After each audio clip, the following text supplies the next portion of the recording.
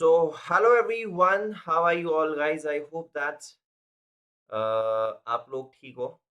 देखो यार, congratulations to all the students जिन्होंने बहुत अच्छे नंबर से पास किया है।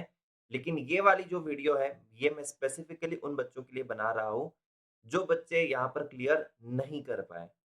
यार, जिसको जेन्युइनली एक अच्छी रिस्टार्ट करनी है, तो प्लीज़ आप एक पेज और पेपर लेकर बैठिएगा, पेन पेपर लेकर बैठिएगा और ना 15-20 मिनट अगर सुनने की आपकी इच्छा है, क्योंकि मैं कुछ चीज़ें जो बताने वाला हूँ, वो बहुत इम्पोर्टेंट रहने वाली है।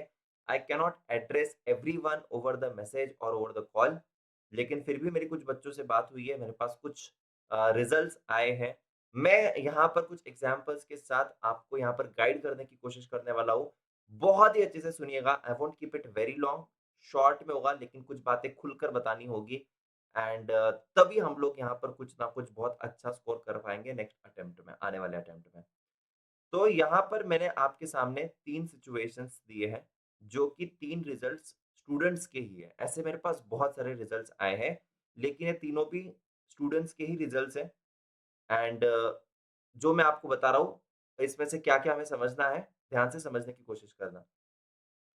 पहला जो सिनेरियो है जहाँ पर स्टूडेंट ने 55, 35, 42 एंड 62 स्कोर किया था, जहाँ पर उसके 194 मार्क्स आते हैं, लेकिन वो पास नहीं होता है। 6 नंबर से सिर्फ रह गया है यहाँ पर, ओनली 6 नंबर से 194। अगर ये 6 नंबर मिल भी जाते थे, तो भी ये पास नहीं होते थे बिकॉज़ लॉ में 35 आए हैं, जो कि इंडिविजुअली हमको कितना स्कोर करना पड़ता है, इंडिविजुअली हमें 40 लगते हैं। तो 5 मार्क्स मैं यहाँ जोड़ भी लूँ, तो भी 199 होता था। ठीक है जी? तो यहाँ पर एक कहीं न कहीं पर I can say that unlucky रहे हैं स्टूडेंट कि एक तो एग्रीगेट नहीं बन पाया और बहुत नज़दीक आकर अनसक्सेसफुल रहे। दूसरा जो सिनेरियो है, वहाँ पर तो यार मतलब मेरा दिल जलता है ये देखकर कि वो बच्चे का 235 मार्क्स है यार, 235। और ऐसा भी नहीं है कि उसने यहाँ पर कुछ पढ़ाई नहीं करी है, साफ-साफ दिखाई दे रहा है 88 in economics, 65 in mathematics, 53 in accounts. बस यार वो लॉ में रह गया, 29 आए सिर्फ एंड देखो मतलब मैं तो कहूँगा कि luck was not on his side and again मतलब पता नहीं ये बहुत ही ऐसा तो यार कभी होना ही नहीं चाहिए मैं मेरे को ऐसे पर्सनली लगता है। बट क्या करें 29 आए हैं, अनसक्सेसफुल है, he has to give the attempt again. तीसरा जो सिनेरियो है, यहाँ पर सब में एवरेज है, मतलब सब में पास है, कोई टेंशन नहीं है। 44 पास, 45 पास, 49 पास एंड 54 पास। लेकिन यहाँ पर आती है टोटल 192 एंड 8 मार्क्स से रह जाता है। देखो लेकिन कहानी तो सेम रहेगी कि you have to give the paper again and definitely यहाँ पर कोई भी एक्सेप्शन नहीं है। क्या इन बच्चों ने पढ़ाई करी थी? डेफिनिटली पढ़ाई करी थी। क्या इन बच्चों ने जेन्युइनली यहाँ पर अपना 100% दिया होगा? डेफिनिटली दिया होगा, पढ़ाई बहुत करी होगी। लेकिन प्रोफेशनल एग्ज़ाम है, प्रोफेशनल एग्ज़ाम में you need to understand that कि हम लोग यहाँ पर कहीं न कहीं पर इंस्टीट्यूट चाहती है कि तुम परफेक्ट रहो। परफेक्ट रहो मतलब तुम्हें यहाँ पर किसी भी हालत में जो क्राइटेरिया है उसको मीट करना ही पड़ेगा। They want that you should cross 200 marks और अगर आप 200 क्रॉस नहीं कर रहे हो 400 में से तो definitely you are not fit for it. अब यहाँ पर फिट होने के लिए मुझे क्या करना पड़ेगा?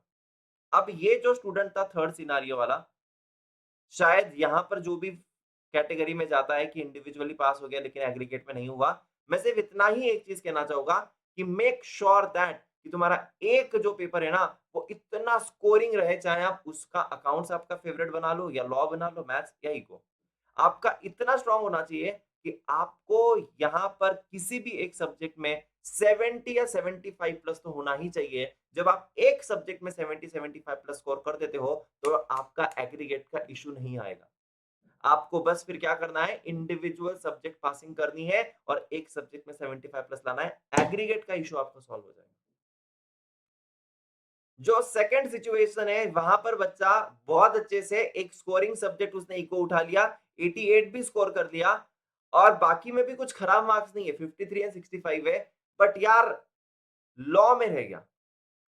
तो ये दूसरी चीज हमें क्या समझने मिलती है कि एक स्कोरिंग सब्जेक्ट चाहिए, पहले समझ में आया। दूसरा चीज, इस तरीके से पढ़ाई करो कि इंडिविजुअली मैं चारों सब्जेक्ट में एटलीस्ट पास हो जाऊं। इस हिसाब से पढ़ाई करनी है कि इंडिविजुअली, चाहे एक सब्जेक्ट में, किसी भी सब्जेक्ट में 40 भी क्यों ना आ जाए, लेकिन मुझे 40 लाने हैं और एक सब्जेक्ट स्कोरिंग रखना है। अब यहां पर मैं बैड लक समझता हूं, ठीक है, बट 40 तो लाने पड़ेंगे।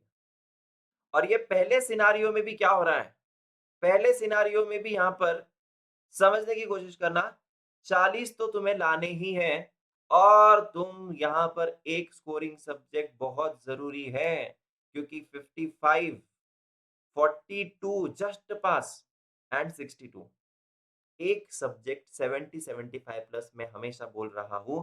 आप चाहे वो अकाउंट्स करो, आप चाहे वो लॉ करो, मैथ्स करो या इको करो, practically speaking law and maths में जनरली नहीं आता है, ठीक है, जनरली नहीं आता है, लेकिन आने के लिए तुम लेकर आ सकते हो मैथमेटिक्स में भी और शायद लॉ में भी।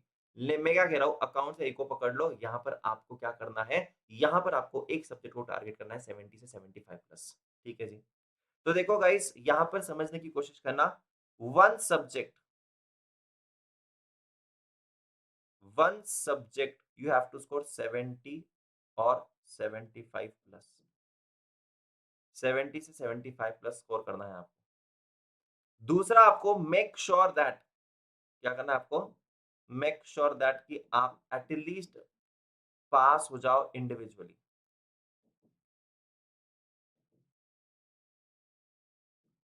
आपको इंडिविजुअली यहां पर पास होना ही है किसी भी हालत में। तो सर, यहाँ पर अभी हम लोग क्या कर सकते हैं ऐसे सिनारियोज में, बहुत सारे बच्चे पूछ रहे हैं कि सर मुझे मई 25 देना चाहिए या फिर मुझे सितंबर 25 देना चाहिए, समझ में नहीं आ रहा है।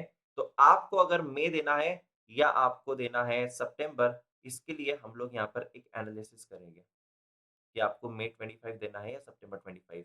देखो यार, मेरे हिसाब से पर्सनली जो मुझे सही लग रहा है वो मैं आपको बता रहा हूँ, क्योंकि कुछ बच्चे ना लूप में फंस चुके हैं। अगर आपके मार्क्स जो है, मैं पर्सनली कह रहा हूं कि अगर ये 165 प्लस भी है, तो आप में 25 के लिए जाना चाहिए। किसी किसी के सिनारियो में मैं कहूँगा कि जो बच्चा मेहनत करने के लिए तैयार है, जिसके कॉन्सेप्चुअल क्लैरिटी है, तो यार मैं कहूँगा 150 प्लस भी है तो यू कैन थिंक अबाउट मे 25। जिसका लेकिन जिसका लेकिन पर्सनली स्पीकिंग कि अगर 165 से कम मार्क्स है, उसने फिर सोचना चाहिए सितंबर। क्योंकि यहाँ पर क्या हो रहा है मैं आपको बताता हूँ, यहाँ पर आपको कंसेप्चुअली पढ़ना पड़ेगा। यहाँ पर आपको फिर उसके बाद रिवीजन करनी है और उसके बाद आपको टेस्ट वेस्ट देना है और आपको एमटीपी देना है, आपको आरटीपी देना है। यहाँ पर मैं समझता हूँ कि तुम्हारा जो कॉन्सेप्ट है वो क्लियर है, ऐसा मैं समझता हूँ, बिकॉज़ आपको इतने नंबर तो आ गए कि आप कॉन्सेप्चुअली साउंड हो, कुछ कॉन्सेप्ट में गड़बड़ है, वो कॉन्सेप्ट आप लोग पढ़ सकते हो। आपको यहाँ पर मेन चीज आपकी जो रह गई होगी, आपने शायद रिपीटेटिव ज्यादा कुछ रिविजन्स नहीं किए होंगे, तो उस पे आपको मेहनत करनी है। आपने शायद रिवीजन किए भी होंगे, लेकिन शायद आपने एमटीपीस और आरटीपीस को नहीं देखा है। वो आप इस अटेम्प्ट में अच्छे से पढ़ाई कर कर वो कर दोगे तो आप यहाँ पर पास हो जाओगे मे 25। लेकिन यहां पर मे 25 में पास होने के लिए मैंने आपको क्या बोला है कि आपको किसी एक सब्जेक्ट में 75 प्लस लाने हैं and make sure that you pass in all individually subject में। यहां पर देखिए, ये लड़की जो है ये इंडिविजुअली पास हो गई थी, मैं नाम नहीं लूंगा किसी का यहाँ पर, लेकिन ये लड़की पूरा की पूरा इंडिविजुअली सारे सब्जेक्ट में पास हो गई, लेकिन एग्रीगेट नहीं बन पाया। ये जो लड़का है यहाँ पर सेकंड सिनारियो में, ये इसने अच्छे से एक सब्जेक्ट में स्कोर तो कर लिया, लेकिन इंडिविजुअली पास नहीं हो पाया, एक सब्जेक्ट में इंडिविजुअली पास नहीं हो पाया। So the main criteria is one subject is scoring and one all subject में मिनिमम 40 मार्क्स तो आने ही चाहिए। You should make sure that. होता क्या है ना यार, ये मैंने चीजें हजार बार बोली है कि keep the balance between all four subject, keep the balance between all four subject, keep the balance between all four subject. लेकिन यहां पर जब ये वाला रिजल्ट हम लोग देखते हैं ना, सिचुएशन टू, हमें भी दुख होता है यार, क्योंकि बच्चा ने पढ़ाई तो किया है, बच्चे ने पढ़ाई तो किया है यार, हमें भी दुख होता है इस रिजल्ट को देखकर, क्योंकि ये बस मैं कहूंगा कि यार he is a deserving student. 53, 65, 88 एक सब्जेक्ट के कारण यार दोबारा पढ़ाई करनी पड़ रही है and it is not easy to study again all the things. Even we want you guys कि आप लोग पास हो जाओ। कुछ कुछ बच्चा तो मैं कह रहा हूं कि वो सिर्फ और सिर्फ ओवर कॉन्फिडेंस के कारण नहीं हो पाए हैं। कुछ कुछ बच्चे ओवर कॉन्फिडेंट थे कि उनको लगा कि हमने सब कुछ कर लिया है एंड वो रिलैक्स हो जाते हैं लास्ट मंथ में आकर। मैं कहूँगा गाइस कि रिलैक्स नहीं होना है। I am telling you guys, यार ये जो सब्जेक्ट है यार, आप इसमें 54 कैसे ला सकते हो इकोनॉमिक्स में? इसमें 62 आ रहा है यहाँ पर। अगर आप यहाँ पर लेकर आते थे ना यार एटलीस्ट 70 मार्क्स, तो हो जाता था। ठीक है, हो जाता था। तो मेरा सिर्फ एक कहना है कि मैक्रो में यार डिटेल रीडिंग करनी पड़ेगी। बहुत सारे बच्चे जो है ना, वो मैक्रो में डिटेल रीडिंग नहीं कर रहे हैं। मैक्रो में डिटेल रीडिंग की ज़रूरत है, मैक्रो में रिपिटेटिव रिविजन्स की भी ज़रूरत है, फैक्चुअल चीज़ें हैं वहाँ पर। अब ऊपर-ऊपर से पढ़ाई कर कुछ नहीं होने वाला है। यार देयर इज़ वन स्टूडेंट जिसने इकोनॉमिक्स में 95 लाया यार, 95, एंड उसने मैथमेटिक्स में पता है कितना लाया? मैथमेटिक्स में उसने लाया 90 मार्क्स। उसको जब हमने पूछा कि बेटा क्या पढ़ाई किया? वो क्या बोलता है, सर सारे एमटीपीज़ को निचोड़ डाला था। सारे एमटीपीज़ साल 2018 से जो भी एमटीपीज़ थे ना सर, वो सारे के सारे निपटा दिए। एक बार नहीं, 2-2 बार। बच्चा एन्जॉय कर रहा है यार पढ़ाई को। भले ही उस बंदे के अकाउंट में सिर्फ 63 आए थे, लेकिन देखो ना कसर तो निकाल दी ना यहाँ पर। और लॉ में भाई ने फोड़ा है कितना पता है? लॉ में 81 फोड़ा है।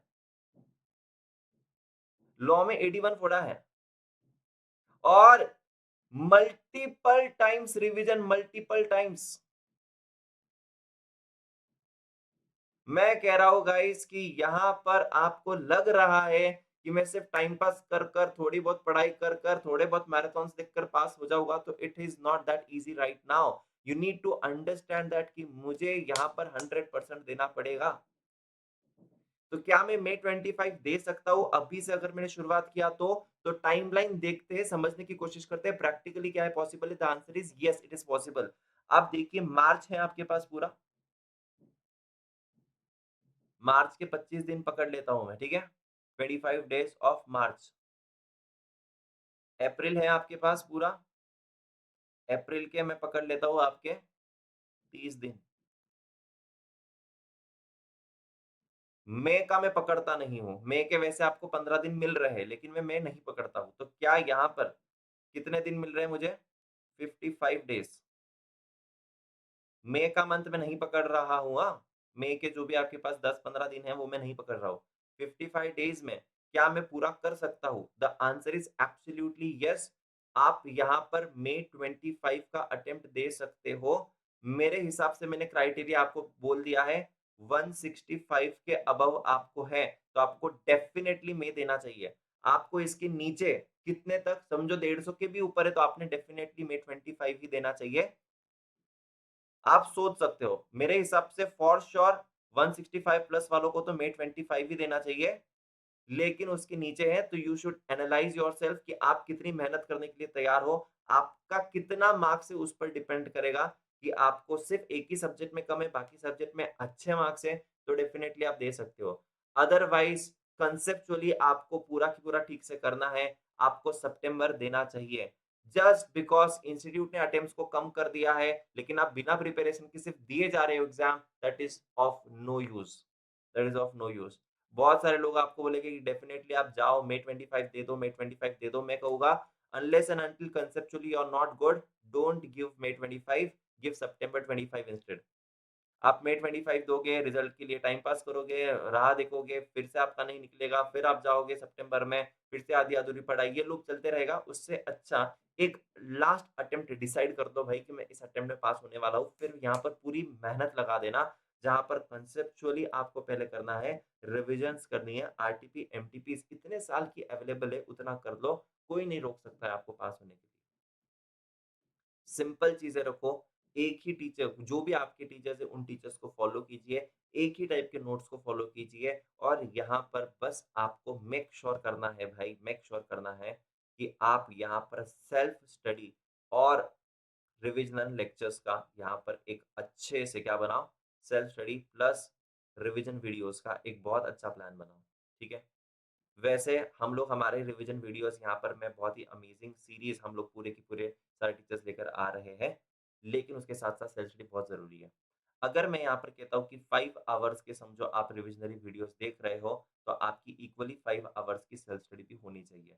तो मैं आप लोगों को कह रहा हूँ कि आप 8 से 10 घंटे अच्छे से निकालिए पढ़ाई के लिए और अगले 55 डेज़ का एक बहुत अच्छा प्लेज़ लीजिए। डेफ़िनेटली आप सीए फाउंडेशन क्लियर कर जाओगे।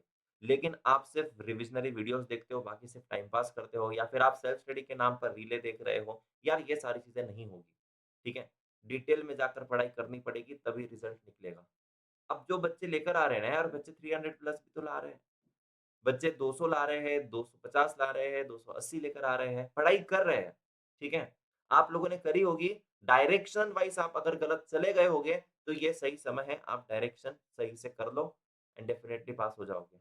पहली बात तो यार एक्सेप्ट करो, जितने जल्दी एक्सेप्ट करोगे कि भैया मैं अनसक्सेसफुल हो गया हूँ, रोना है, रो दो एक बार का, ठीक है? जिससे बात डिस्कस करनी है, कर दो एक बार का और अच्छे से प्लान बनाकर शुरू हो जाओ।